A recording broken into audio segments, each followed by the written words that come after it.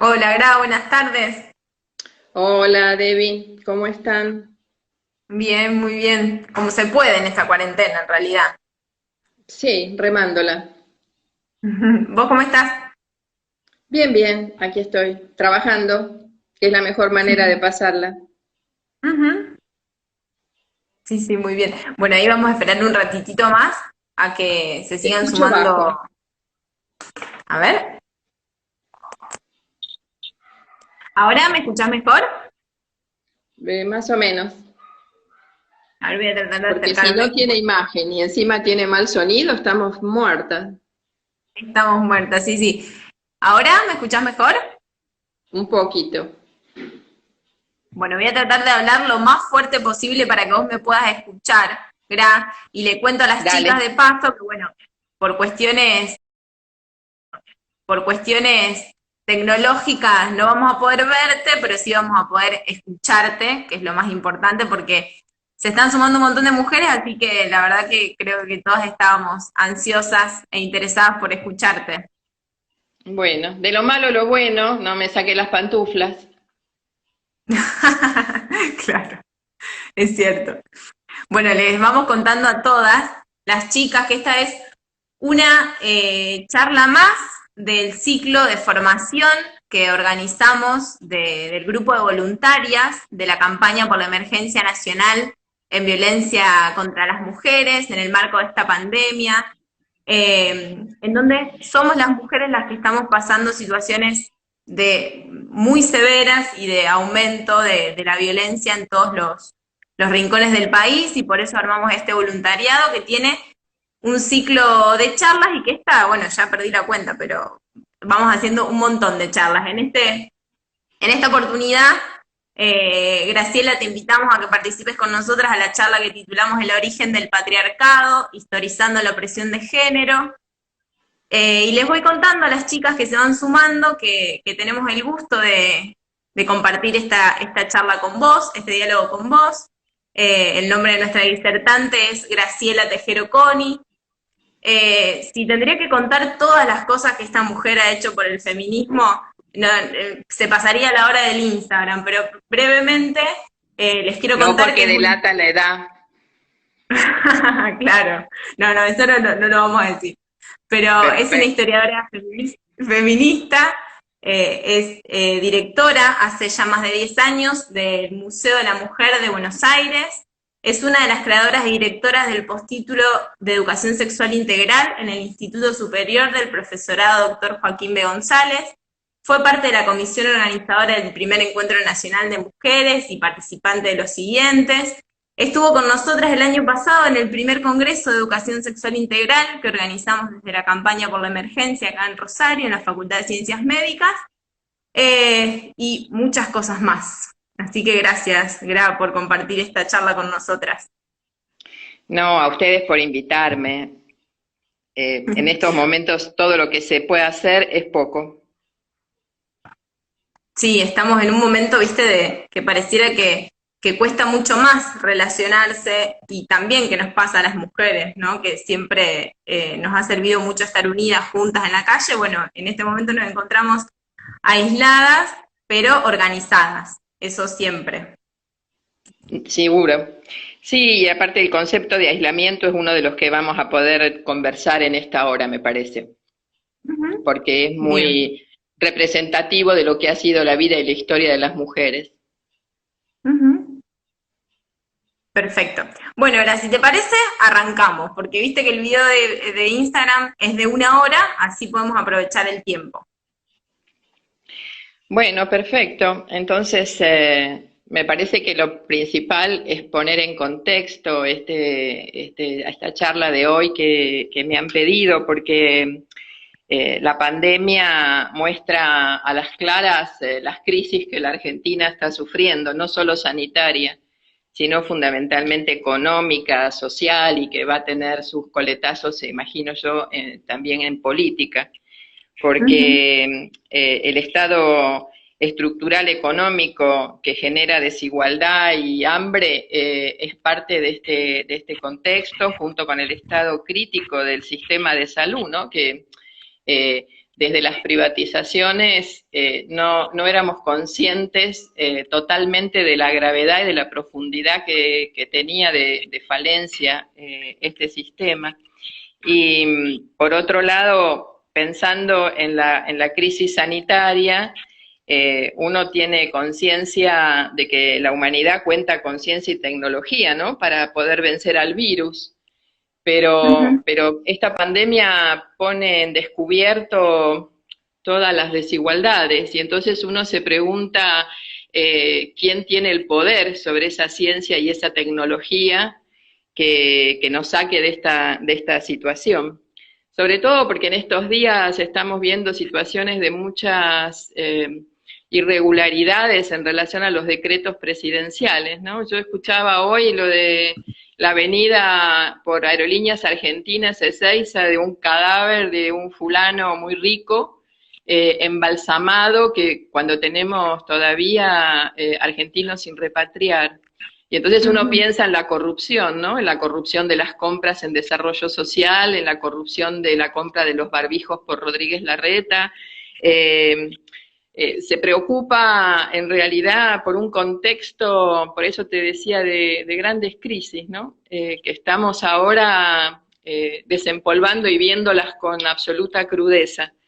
Y en el marco de esa está la estructura patriarcal, ¿no? Y la crisis de masculinidad que ya veníamos viviendo, que se expresa y genera las violencias y particularmente los femicidios.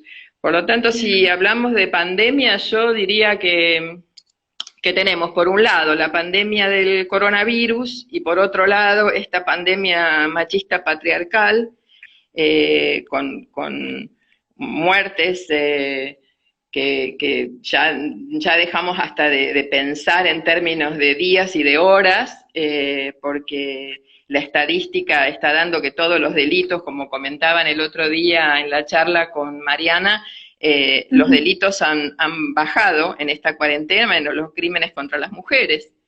Exacto. Lo que demostraría en todo caso que esa situación se ha agravado, ¿no? O sea, violencias psicológicas, sexuales, físicas, digamos, la pandemia de la violencia que veníamos denunciando, el movimiento de mujeres y en particular la campaña por la emergencia, quedó ahora al desnudo, porque ni la cuarentena, que para algunos casos puede ser útil, en el caso de las mujeres, el encierro y el aislamiento la pone en mucho más riesgo a aquellas que sufren situaciones de opresión extrema, ¿no?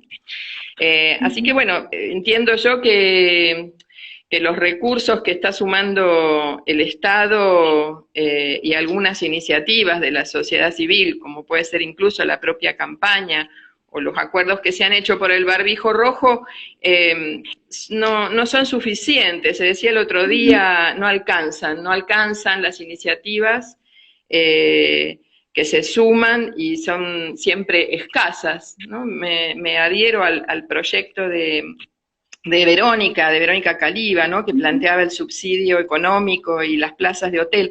Aquí en Buenos Aires se planteó el tema de las plazas de hotel, se conversó explícitamente cuando se empezaron a hacer los recaudos de qué hoteles se iban a tomar para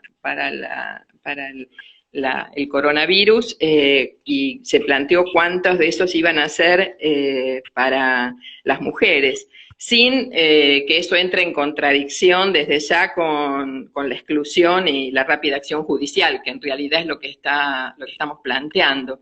Pero mientras tanto, las mujeres tienen que correr del peligro.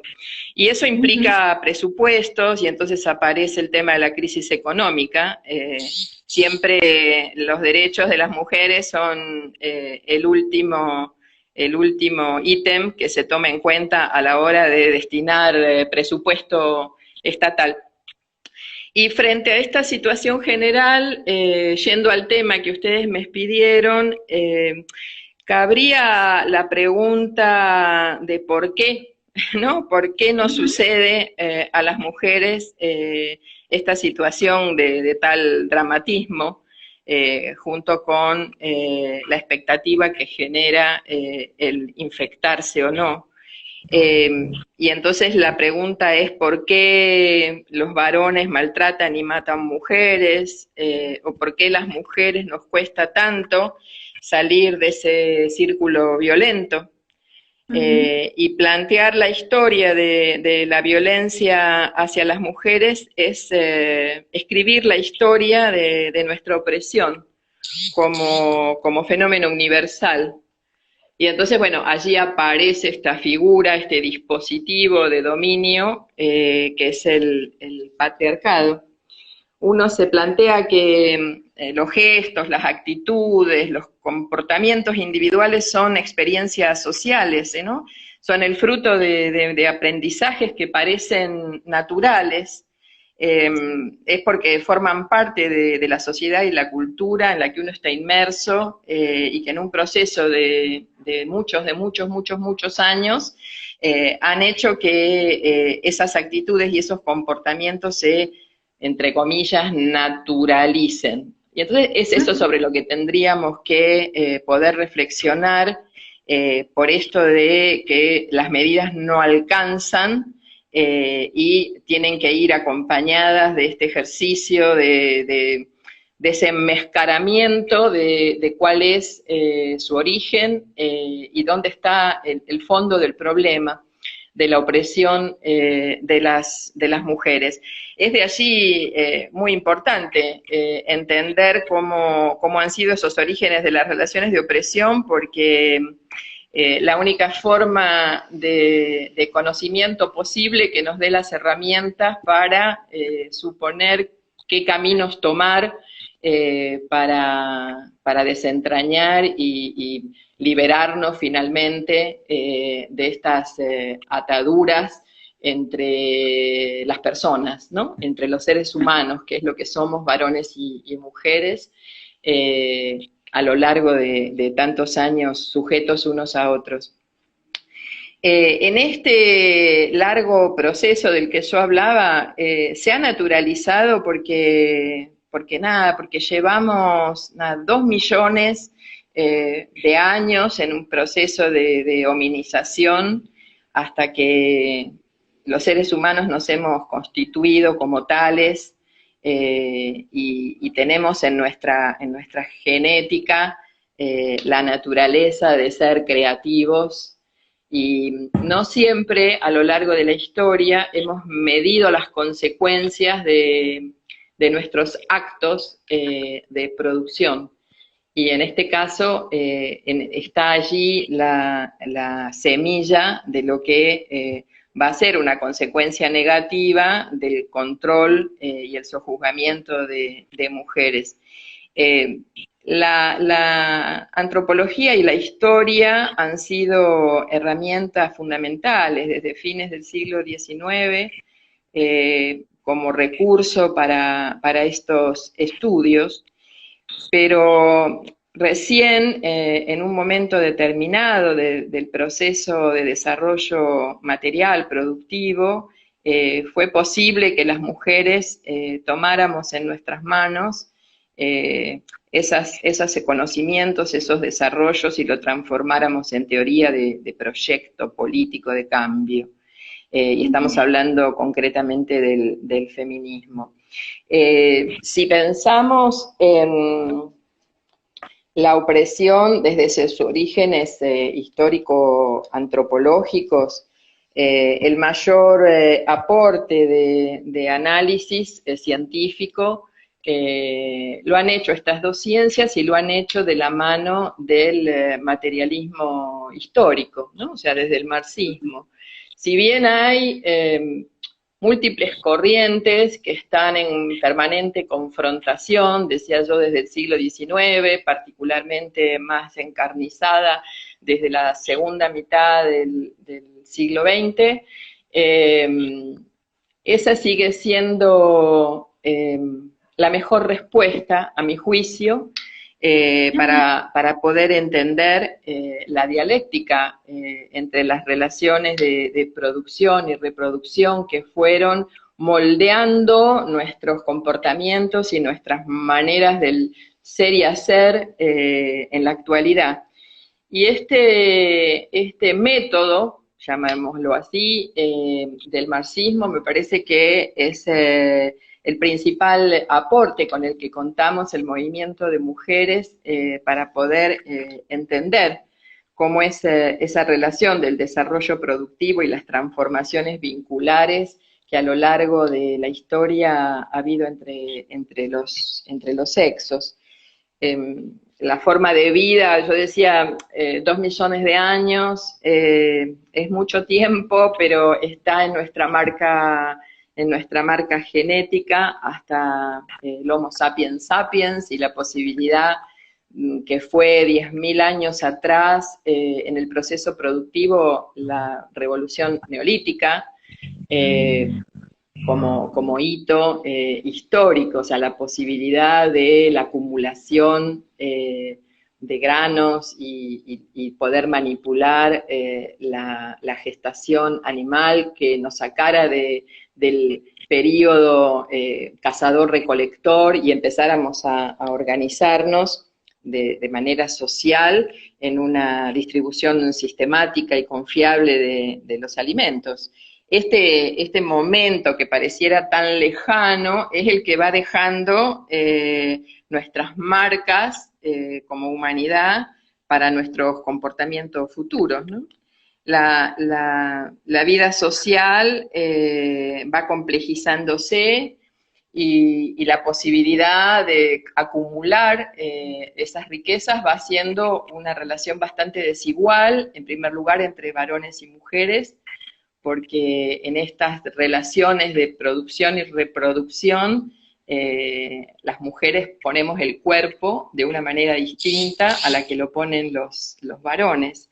Y entonces el control de nuestros cuerpos tuvo en la historia una importancia en el orden de la acumulación de bienes que no lo había tenido anteriormente. Entonces, el controlar nuestra capacidad reproductiva y productiva y irnos confinando a lo largo de los siglos a una actividad reducida, alejada de la producción, domesticada, aislada, yendo a este concepto que te decía antes, que me parece que es para reflexionar en estos momentos de, entre comillas, aislamiento, en el que las mujeres fuimos puestas como sector social en un lugar alejado de lo que va a ser el desarrollo de la civilización en términos públicos, ¿no? En términos de decisión, de política, de poder, y ahí tenemos que hurgar nuestros orígenes de opresión. Es una pregunta sí, te escucho. digo que es una pregunta que siempre nos queremos responder, ¿no? Las mujeres. Bueno, ¿desde cuándo existe esta situación? ¿Por qué? Podríamos decir entonces, según lo que nos traías recién, que tuvo que ver la posibilidad de maternar que tenemos las mujeres, digamos, ¿fue importante eso para definir el control de nuestros cuerpos? Sí, no necesariamente nuestra condición de maternal es la que nos da el destino de oprimidas. En realidad es esa razón en el marco de una acumulación de riqueza. O sea, la responsabilidad es la división sexual del trabajo que a partir de 10.000 años atrás empieza a configurarse como valor para unos y desvalor para otros. La idea esta de cómo analizamos la relación entre naturaleza y cultura, entre reproducción y producción, está en la clave del método para el análisis de estos orígenes.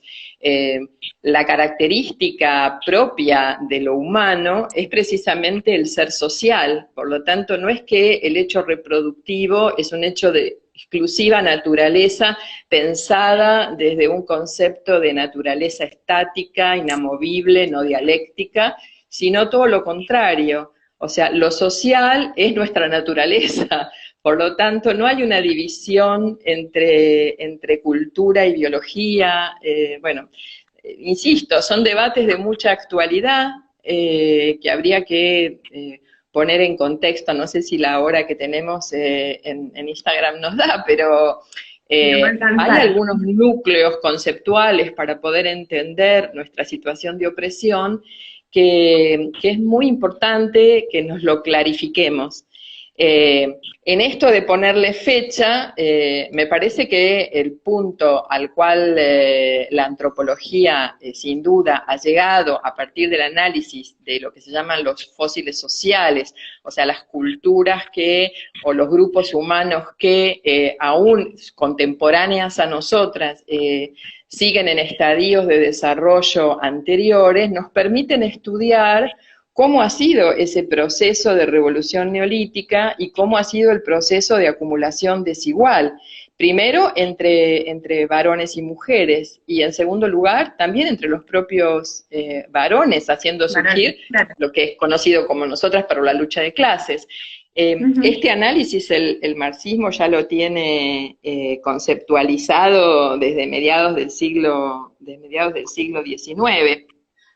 Y es interesante, hay una cita de texto de Federico Engels, del origen de la familia, la propiedad privada y el Estado, que ha sido muy controversial, no solo para los marxistas, sino para el propio movimiento de mujeres y el feminismo, que plantea que en la historia, y la voy a citar textual, dice: la historia coincide con el desarrollo del antagonismo entre el hombre y la mujer en la monogamia, el antagonismo de clase, y la primera opresión de clase es la del sexo femenino por el masculino.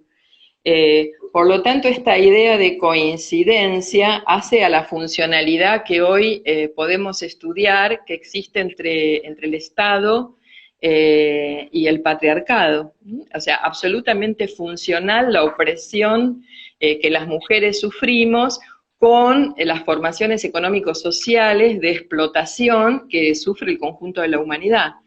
Este me parece que es un punto me parece importante para poder entender que no es un destino que las mujeres tenemos por nuestra propia naturaleza.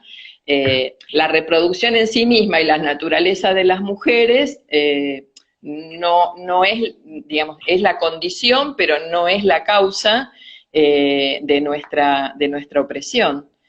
No necesariamente anterior a esta acumulación el hecho reproductivo de las mujeres las ponía en desventaja.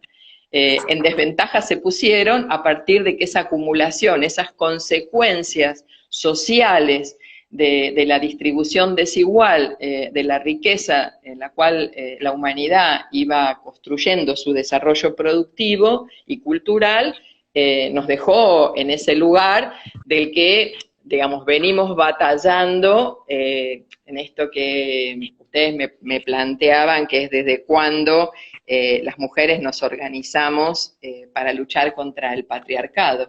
Bueno, en la medida que nos sentimos sojuzgadas, las mujeres siempre, igual que cualquier sector social, resiste de maneras diferentes.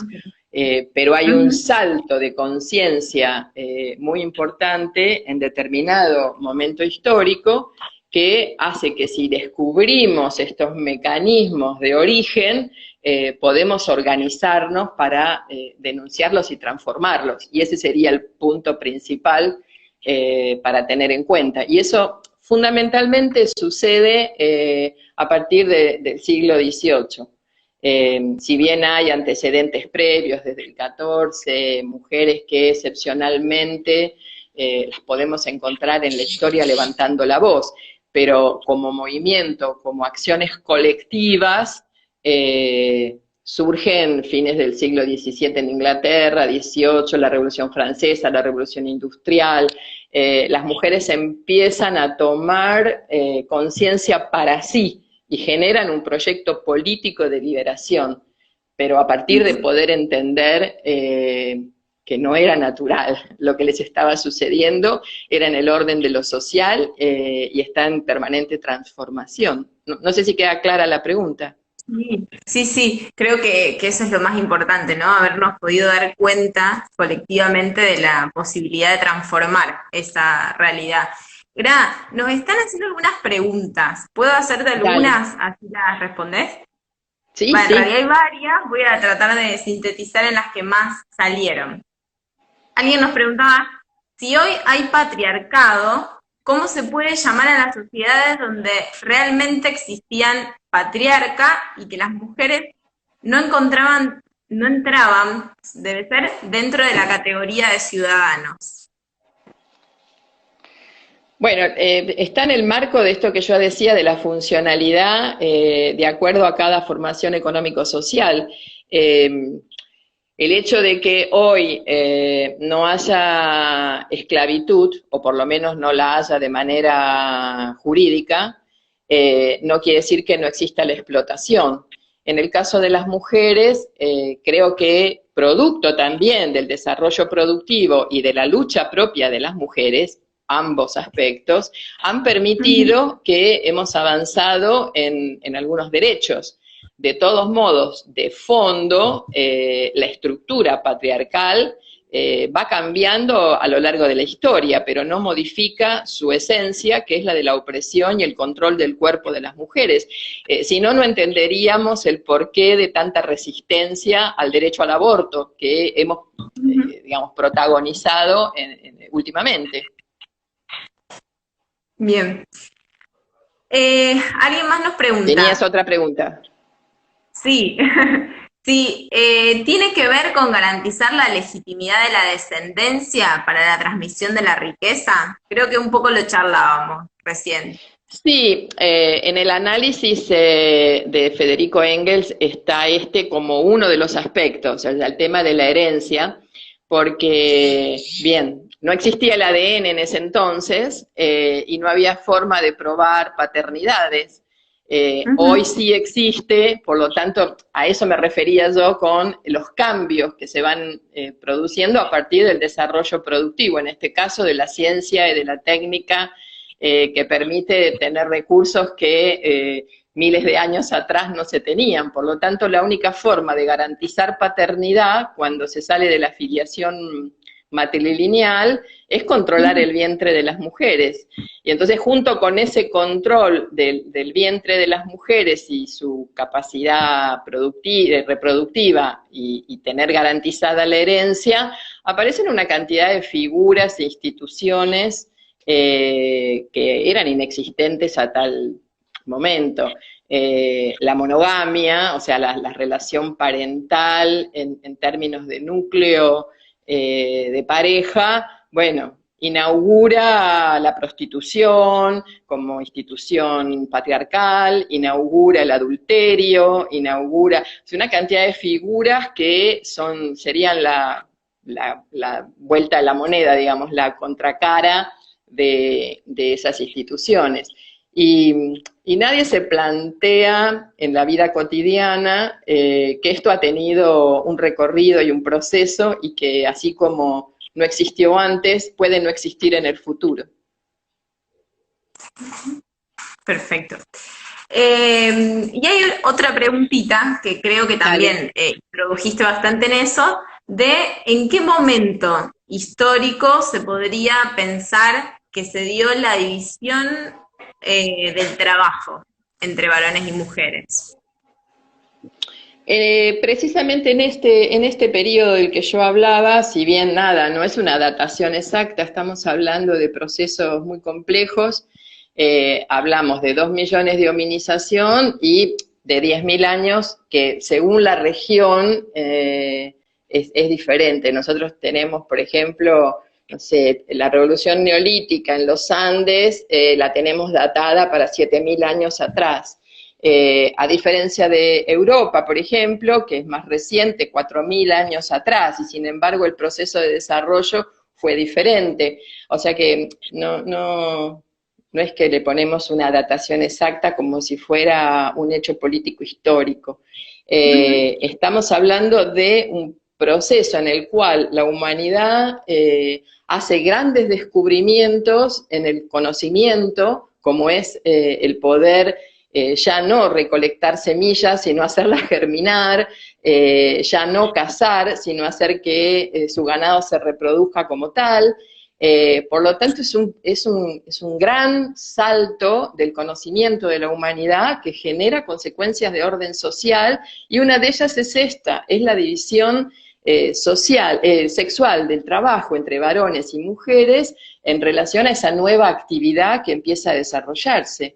Ya no nos manejamos en grupos, ya no hay tantas hordas, los grupos se vuelven más pequeños, algunos acumulan más, otros acumulan menos, ya no es importante como antes el tomar prisioneros en guerra, ahora sí, porque esos prisioneros los voy a poner a trabajar en estas actividades. Es por eso la aparición de la lucha de clases junto a la opresión de las mujeres. O sea, son procesos muy complejos que hoy tenemos la posibilidad científica de poder estudiarlos con más detalle en los últimos, no sé, 150 años para atrás. Yo tengo presente los debates, por ejemplo, en los 70 entre el movimiento de mujeres y feministas sobre las tesis de Bachofen sobre el derecho materno o el mal llamado matriarcado, que se lo estigmatizó muchísimo, se dijo que no era científico, y hoy están analizadas desde la antropología los distintos grupos contemporáneos a nosotras, insisto, que todavía tienen filiación matrilineal.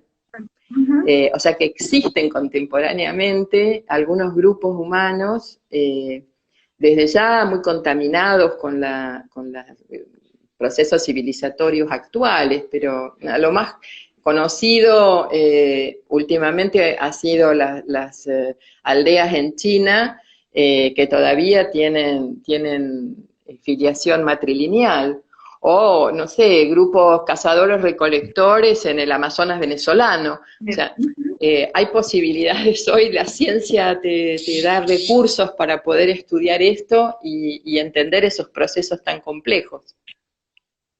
Bien, bueno, gracias, ahí vos antes estabas introduciendo al segundo eje que nos habíamos planteado con las chicas de la campaña para preguntarte, y que tenía que ver con esto que vos mencionabas recién, de que la opresión de género, la opresión de varones a mujeres fue resistida en distintos momentos, depende del lugar. ¿Hay alguna apreciación que quisieras hacer respecto de cómo fue ese proceso en América Latina? Sí, en América Latina y en la Argentina, porque también desde el proceso colonial ha tenido muchas diferencias según la región, o sea que no se puede hablar de América Latina en general. No han sido los mismos procesos en el territorio argentino que en el mesoamericano o en los Andes, encontrándose la conquista con imperios desarrollados que ya tenían Estado y donde el patriarcado estaba en ejercicio, digamos, aún frente a resabios matrilocales o matrilineales. O sea que también esos procesos de desarrollo fueron diferentes. Y la participación de las mujeres, me parece de manera más contundente, aparece en los procesos de independencia. O sea que también estamos haciendo coincidir, sobre todo con el mundo occidental europeo, para el siglo XVIII, los levantamientos indígenas que tuvieron gran participación de mujeres, como es el caso de las Amazonas, dirigidas por Micaela Bastidas, durante el proceso de Tupac Amaru. O sea, podemos mencionar muchos en los cuales fue masiva la participación, que después fue obturada por el proceso independentista de los sectores acriollados. Pero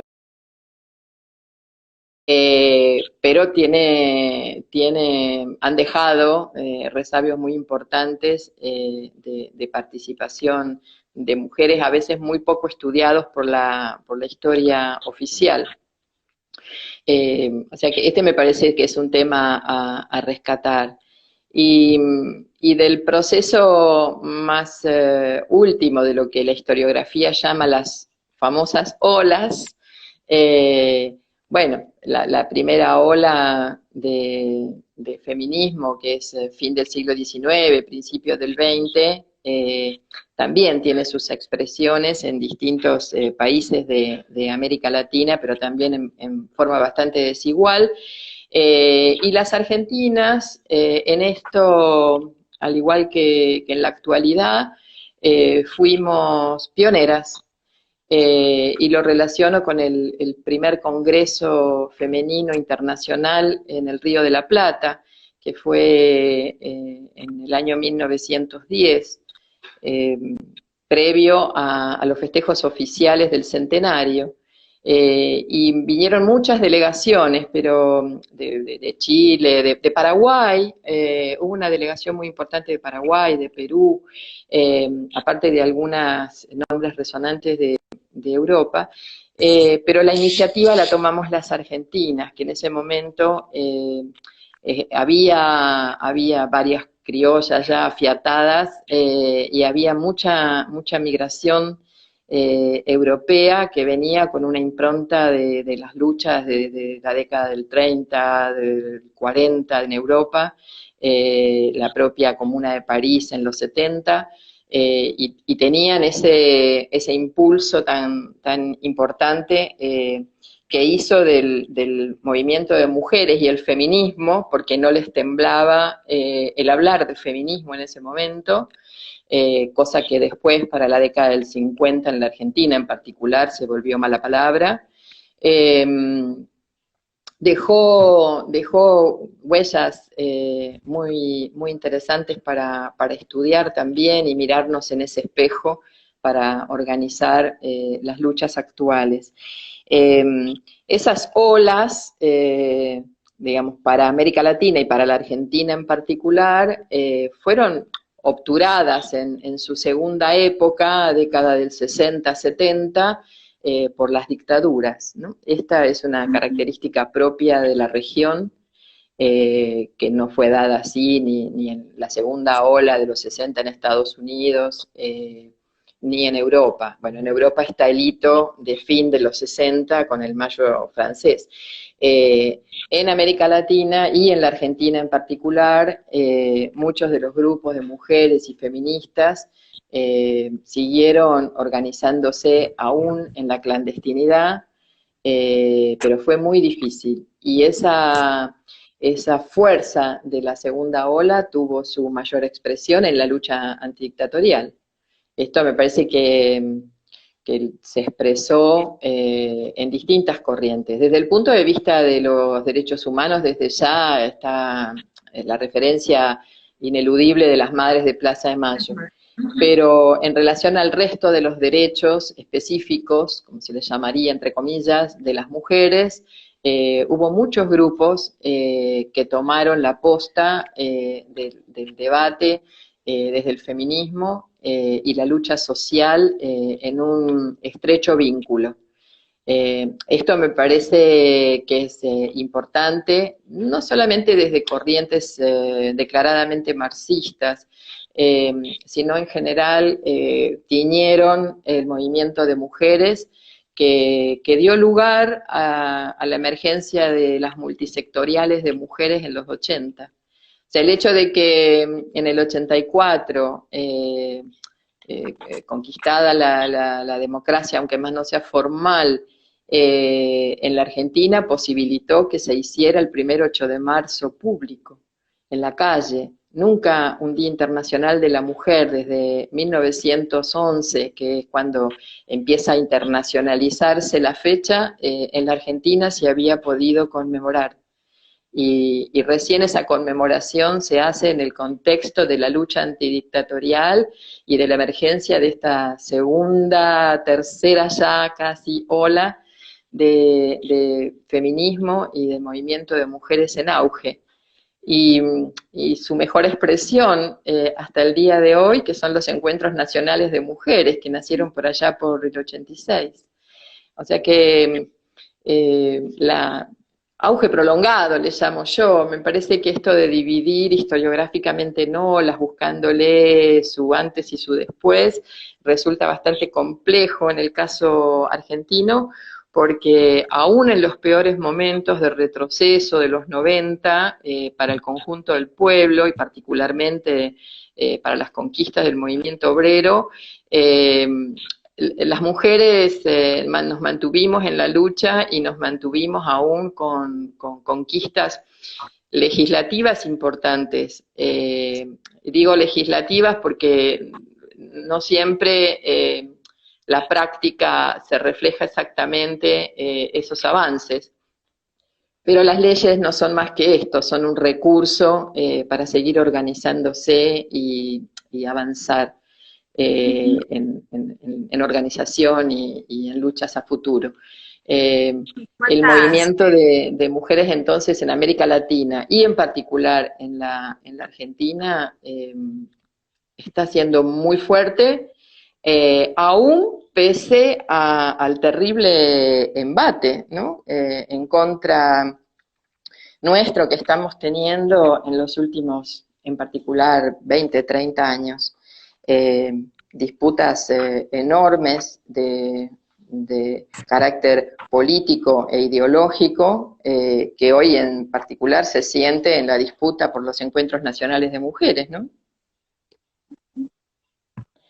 En relación a esto de los encuentros nacionales de mujeres, ¿cuántas cosas que hemos podido pensar, repensar, elaborar colectivamente en los encuentros? De hecho, hasta la misma necesidad de luchar por una campaña por el aborto legal, seguro y gratuito.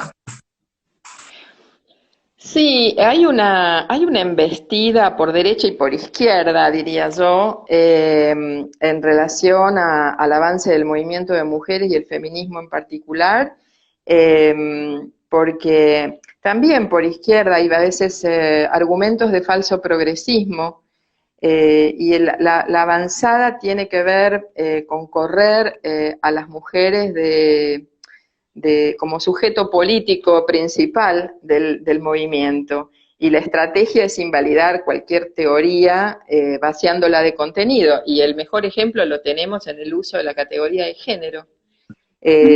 Utilizar la categoría de género desvinculada del feminismo desde una perspectiva más posmoderna o postestructuralista, como hemos estado viendo últimamente, y que había ido surgiendo como parte de esta práctica que hablábamos de análisis del recorrido de la experiencia de las mujeres, nos va quitando el lugar, o sea, nos lava, no sé cómo decirlo así, la tergiversación que se hace, por ejemplo, del concepto de género, de algunas teorías de análisis sobre la opresión y sobre el origen del patriarcado del que hablábamos hace un momento, ocultar esas interpretaciones de la realidad nos deja inermes frente a la ofensiva más reaccionaria, ¿no? O sea, la represión y quitándonos armas ideológicas nos dejan fuera de juego. Ahora las mujeres, si vamos al último debate, ya ni siquiera somos la mitad de la humanidad, nos han querido reducir a una identidad, por ejemplo.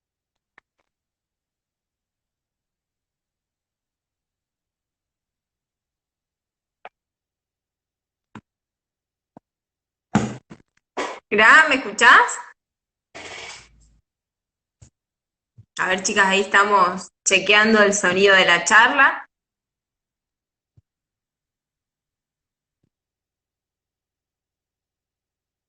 Vamos a esperar un ratito. En un momento muy interesante. Ahí está. Esperen un segundito.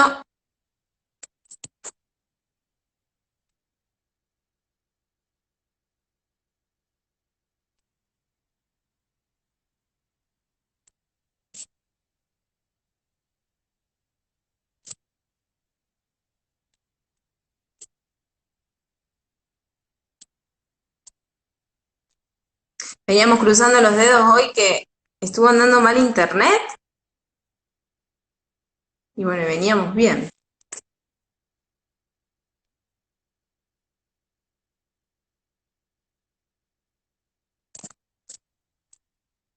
Ahí estamos viendo de que Graciela se vuelva a conectar en breve.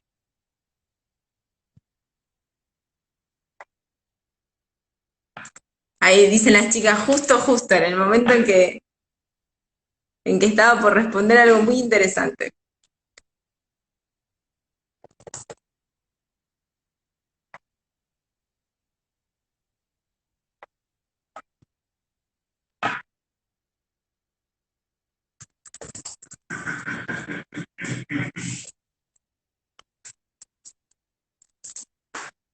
Cosas de la tecnología.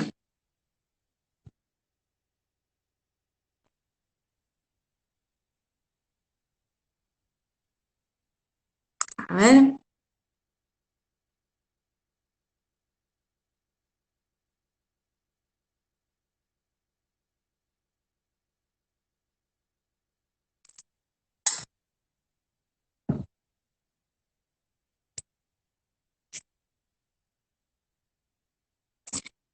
Ya hay chicas, para las que preguntan, estamos esperando que Graciela se... Seguro que... Nos de cuenta que es como una tanda comercial. Después pasamos un par de... Se nos vacía, se nos oculta y se nos tergiversa aquellos instrumentos de interpretación de la realidad que tenemos para poner al descubierto el sistema de dominación, ¿no? Esa ofensiva reaccionaria, en algunos casos de carácter liberal y en otros pseudo izquierda. Y esto es muy preocupante porque confunde, porque nos intentan despolitizar al movimiento de mujeres. Hola, Gra. Ya estoy de nuevo. Te digo que Es un siempre nos dejás castigo esta ahí con la tecnología, no es ansiedad. lo mío. ¿Nos escuchás bien? Sí, perfecto. Buenísimo. Ahí nos decían que quizá alguien la estaba cortando a la conversación. Pero bueno, Bueno, no, no soy tan paranoica. Gra, hay otra de las preguntas de un tema Sí, importante. discúlpame, yo quería redondear cuando se cortó, porque me parece que es un punto interesante sobre todo para discutir con las jóvenes, esta idea de no excluir, porque el feminismo busca una solución política, donde en realidad las teorías posmodernas ofrecen salidas individuales a un problema que es social, que es lo que veíamos cuando hablábamos del origen del patriarcado. Y esto no obsta que haya alianzas oportunas entre mujeres y minorías sexuales en la confluencia reivindicativa y parcial contra la heteronormatividad patriarcal, por ejemplo, o que nos acompañemos en luchas en común, pero creo que lo que tenemos son pliegos reivindicativos diferentes, las mujeres de estos sectores. Así que me parece que hay que revalorizar las alianzas antipatriarcales, en este caso, pero sobre la base del reconocimiento y respeto de la historia y la trayectoria del movimiento de mujeres, que somos la mitad de la humanidad. Un debate similar a este que veníamos charlando que se dio en el Encuentro Nacional de Mujeres fue también cuando se discutía la convocatoria al 8 de marzo, Día Internacional de las Mujeres Trabajadoras. Justo una compañera nos preguntaba eso, qué sensación o qué idea, qué apreciación tenés respecto de eso, de particularmente el Día de las Mujeres Trabajadoras. Mira, si yo me remito a la historia, cosa que, nada, tengo caída profesional y tengo una mente historicista, no puedo dejar de pensar en lo que fue, es y será.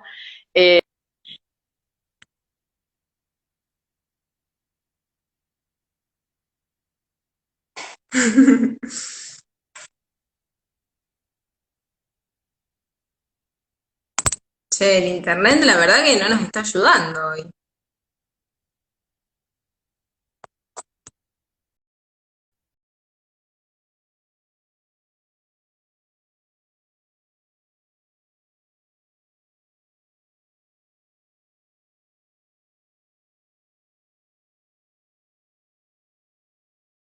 Otro vivo con esta genia, porque nos tiró todos los debates, chicas y chiques. Bueno, aprovechen este ratito para preguntar.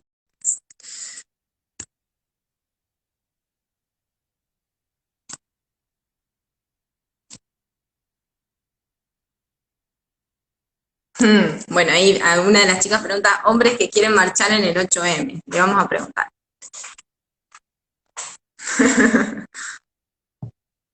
Ahí está, ahí apareció de nuevo.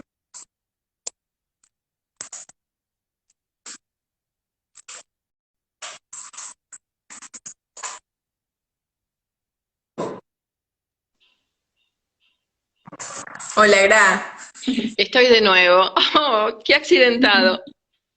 No, no, no No, hay te problema. decía, no sé hasta dónde llegamos, pero que en relación a la propuesta de Clara Zetkin, que se trae siempre desde la...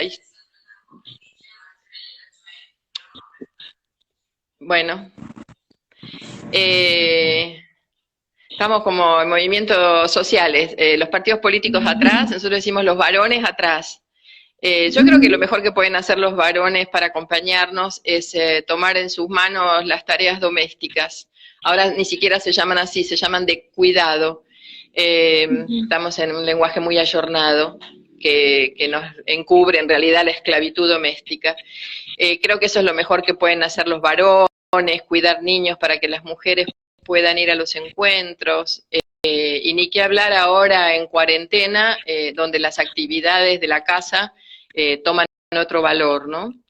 Pero me gustaría volver al tema del 8 de marzo y las mujeres trabajadoras, porque en las actas del Congreso de Copenhague, Clara Zetkin no planteó el Día Internacional de las Mujeres Trabajadoras. Ella lo que planteó fue recoger el internacionalismo del Día de la Mujer, que ya era una tradición en algunos países, empezando por los Estados Unidos, que hacía ya algunos años venían con su Woman Day. Por lo tanto, políticamente, en ese momento, en 1910, la discusión en el Congreso de Socialistas era cómo unirse al resto del movimiento de mujeres, en este caso, entre comillas, más burgueso-liberales, y por lo tanto no hizo esa diferenciación. Me parece una diferenciación inoportuna, en tanto es más abarcativo hablar de mujeres. Creo que nadie duda de la interseccionalidad que tiene la clase junto con el género, pero me parece que es no entender precisamente esto que hablábamos de los orígenes del patriarcado, en el que las mujeres quedamos inmersas en este complejo de formaciones económico-sociales, donde somos mujeres y participamos de manera desigual y secundaria en algunos procesos de clase también. Entonces, no, esta idea de plantear solo como mujeres trabajadoras, me parece que no refleja la tradición ni refleja las experiencias de lucha de las mujeres de miles de años. Bien. Hay una pregunta interesante también de uno de los tantos debates que nos dejaste picando ahora, que es, ¿qué apreciación tenés sobre este concepto actual de las nuevas masculinidades?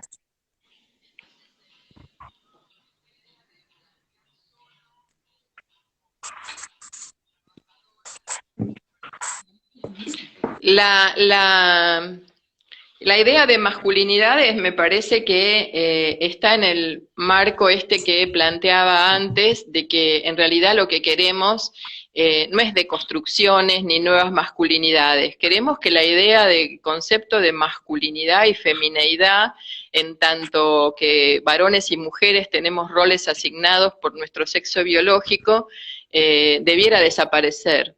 O sea que creo que lo que sí hay es una crisis enorme de masculinidad en la que los varones, frente al avance de derechos de las mujeres, reaccionan de manera diferente. Y ahí se encuadraría, digamos, se enmarcaría esta terrible pandemia, decía yo, de machismo patriarcal, que es la expresión de la violencia y fundamentalmente el femicidio. O sea, varones que por impotencia frente al ejercicio de poder no logran conseguir su meta, terminan asesinando. Eso sería la peor expresión de la crisis de masculinidad. Después tenés un segundo grupo que me parece que frente a la crisis reacciona en estos fenómenos nuevos de transexualismo o travestismo, donde las identidades más estereotipadas de las cuales las mujeres hemos durante años luchado en contra, ellos las asumen como propias. Y entonces me parece que esto, lo que yo decía de travestismos modernos sería. Y después tenés la gran mayoría de los varones que transitan una ignorante perplejidad, sería la palabra, ¿no? Que es de una genuina reflexión sobre qué le está sucediendo a las mujeres y cómo ellos tienen que reflexionar sobre los milenarios privilegios sociales que les ha dado el patriarcado y en el que no se sienten cómodos. Y esto no va a depender de una pretendida y voluntaria deconstrucción solo como deseo subjetivo, sino fundamentalmente por la implicancia de cambios objetivos de producción material de la vida, con toda la complejidad que eso implica, ¿no? Hasta llegar al Estado incluso. No sé si hay otra pregunta. Sí, un montón, pero bueno, yo si fuera por mí pongo el mate de nuevo y estoy una hora más, pero bueno, tampoco queremos exprimirte tanto. Dos últimas preguntitas. Una que tiene que ver con tu mirada respecto de la prostitución y el debate con el trabajo sexual, que algo mencionabas recién y que muchas preguntas y reacciones fueron en torno a eso. ¿A qué pensás sobre ese debate, esa discusión? No sé si exactamente te referís a la prostitución, al debate entre una forma de opresión o una forma de trabajo. No sé exactamente si a ese debate está referida la pregunta. Sí, a ese debate particularmente, sí. Estaba antes si la pregunta estaba referida al debate entre opresión o trabajo. Sí, exactamente a eso estaba referida la pregunta. Bien, bueno, yo la enmarcaba en esta idea de libre elección, que creo que es uno de los mitos en los cuales cabalga la ofensiva patriarcal desde el punto de vista ideológico. O sea, suponer que ya las mujeres y los varones estamos en términos de igualdad y por lo tanto todo lo que las mujeres hacemos lo hacemos por libre elección y consentimiento. Y en ese contexto aparece la prostitución como un trabajo, y el argumento es que quienes nos oponemos y planteamos que la prostitución es una institución milenaria, patriarcal, de dividir a las mujeres entre buenas y malas antes de Cristo, somos antidemocráticas porque no permitimos que las mujeres libremente elijan esa situación. Creo que que el debate está mal planteado. Creo que nosotras no planteamos la prostitución como trabajo, porque no estás vendiendo fuerza de trabajo, y así todo sería explotación. No sería libremente elegido con absoluta felicidad en su práctica, sino que sería un ejercicio de explotación del sistema clasista. Pero así todo, no es una venta de fuerza de trabajo, sino fundamentalmente de absoluta dominación en términos psicológicos también, no solamente físicos. Creo que quien no ha ejercido la prostitución, le es más fácil argumentar que quienes están inmersas en su práctica diaria.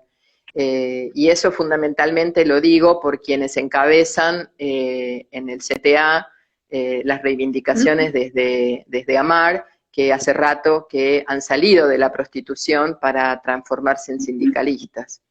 Así que no me parece que la sindicalización sea el camino. Y en relación al alquiler de vientres, bueno, lo emparento con la prostitución también, porque no es más que el uso del cuerpo de las mujeres sin tomar en consideración la totalidad de su persona.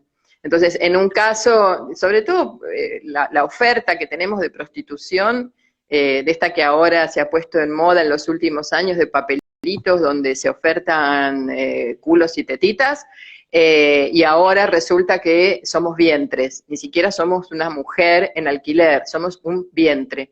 O sea que se nos parcela, se nos vende carne, se nos vende por pedazos, y pedazos es precisamente aquellas que están obligadas por situación de hambre y de necesidad a caer en las redes más proxenetas, porque también el alquiler de vientres lo considero proxenetismo. Y quienes han planteado los proyectos de ley en el Congreso son grandes corporaciones en los que van involucrados clínicas, agencias de turismo, psicólogos, abogados, que son un gran negocio. Y al vientre se le paga muy poco.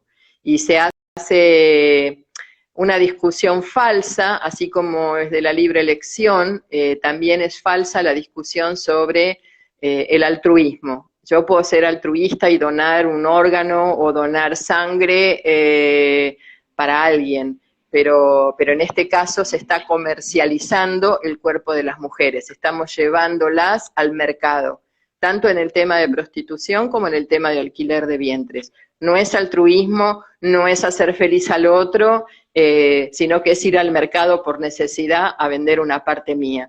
Y que se oferte en un aviso clasificado un órgano, eso me parece que es lo más bajo que puede ejercer la humanidad.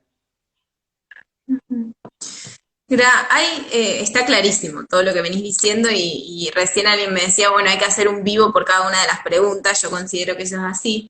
Y te quería hacer una pregunta que me pareció interesante también en el contexto en el que se está generando un debate importante sobre el rol del Estado, ¿no? Esta pandemia, como vos decías al principio, dejó al descubierto muchas desigualdades y en todo el mundo se está debatiendo sobre el rol del Estado, sobre si su fase neoliberal ha caído o no ha caído. La pregunta que nos hacían recién es, ¿vos creés que en este estado las mujeres vamos a poder liberarnos, ser libres y salir de la opresión? No, es una pregunta tautológica, no. Pero sí creo que en el marco del Estado podemos ir organizando y arrancándole algunas reformas a favor de nuestros derechos. Y en ese camino acumulamos fuerza que nos permite, por ejemplo, haber sido millones movilizadas por el derecho al aborto. Ese me parece que es un salto de calidad en relación a la organización de las mujeres y el feminismo en particular como su dirección. Este Estado no, obviamente no. Y el Estado argentino oligárquico dependiente menos. O sea que no. Pero, y aparte es garante precisamente de muchas de esas opresiones que vivimos. La prostitución no sería posible si no la hubiera, primero, históricamente, organizado el propio Estado. O sea, los primeros prostíbulos de nuestra historia fueron organizados por allá por el siglo VI antes de Cristo por el propio Estado, por decisión de Solón. O sea que, y hoy por hoy no habría prostitución ni habría redes de proxenetismo si el Estado y la justicia como uno de sus pilares no fuera cómplice. O sea que no, este Estado no. Bien, interesante, ¿no? Como para pensarnos en cuáles son los desafíos que tenemos. Últimas dos preguntitas, te prometo, y no te preguntamos más, y perdona a las compañeros bueno, que no pudimos llegar a contestar todas las preguntas. Pero ahí una de las chicas nos preguntaban, varias en realidad, alguna bibliografía que tengas para poder recomendarnos para profundizar estos temas que charlamos. Es complicado en una charla como esta dar bibliografía, porque seguro que me equivoco y dejo afuera lo importante. Creo que de la charla de hoy lo más importante era el título que ustedes le habían puesto. Creo que tienen que reflexionar mucho sobre el origen de lo que nos ha sucedido y nos sucede hasta la actualidad como mujeres oprimidas. Y lo que ofrece el marxismo es un método de análisis de la realidad. Entonces eso, estudien mucho, no solo Engels, tienen toda la bibliografía, empezando por la ideología alemana del año 45, 1845 en adelante, de muchos de los análisis teóricos que ofrecen un método de análisis. Insisto con esto, no busquen verdades reveladas, háganse carne de ese método para analizar toda la realidad, no solo la de las mujeres. Gracias, y última preguntita. ¿Cuáles son los desafíos que vos creés que tenemos de acá en adelante el movimiento de mujeres y feministas de la Argentina? Garantizar el 35 Encuentro Nacional de Mujeres y su continuidad.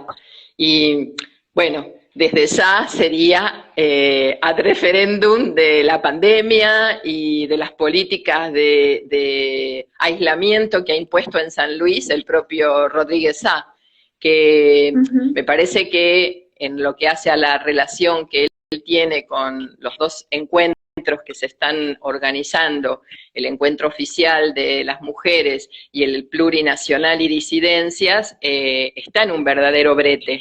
O sea que a Rodríguez Sá le vendría muy bien extender la cuarentena y reflexionar sobre qué posición va a tomar en relación a la ruptura o a la colaboración con el movimiento de mujeres que estamos en lucha desde hace 35 años en la Argentina. Sí, comparto que es un gran desafío que tenemos por delante. Yo voy al encuentro, vieron que ya está el marco. Está el marco del perfil para Facebook, que dice, yo voy al encuentro. Así que yo voy al encuentro, digamos todas, yo voy al Encuentro Nacional de Mujeres. Sí, nosotras desde Rosario, desde la campaña por la emergencia nacional en todos los lugares, vamos a estar también yendo a San Luis, al Encuentro Nacional de Mujeres 2020. Así que espero que te podamos ver y que nos podamos abrazar después de esta pandemia. Seguro. Yo quiero agradecerte mucho porque te hayas tomado este extenso tiempo para charlar con nosotras en el marco de la capacitación para las voluntarias, de la campaña por la emergencia. Un montón de mujeres nos pidieron que volvamos a hacer otro video más adelante, que quieren escucharte, conocerte. Nosotras desde Rosario particularmente esperamos este año tenerte de nuevo, también cuando pase la pandemia, en la versión 2 del Congreso de Educación Sexual, y agradecerte mucho. La verdad que en estos momentos necesitamos del contacto con mujeres tan importantes y referentes como vos bueno, para ayudar, ¿no? A transitar este momento de muchos debates, de muchas posiciones respecto del feminismo y del movimiento de mujeres. Así que nos sirvió muchísimo, muchísimo, muchísimo charlar con vos hoy. No, yo les agradezco a ustedes, les agradezco la fuerza y la capacidad organizativa que han tenido para con la campaña y la lucha por la emergencia, que es una necesidad imperiosa. Y espero que el nivel de femicidios no vaya en aumento como el coronavirus. Un beso gigante a todas y nada, les prometo para la próxima a ver si consigo un celular mejor. Dale, así te podemos ver también. Muchas gracias, Bray, y también muchas gracias a todas las personas que participaron de este video.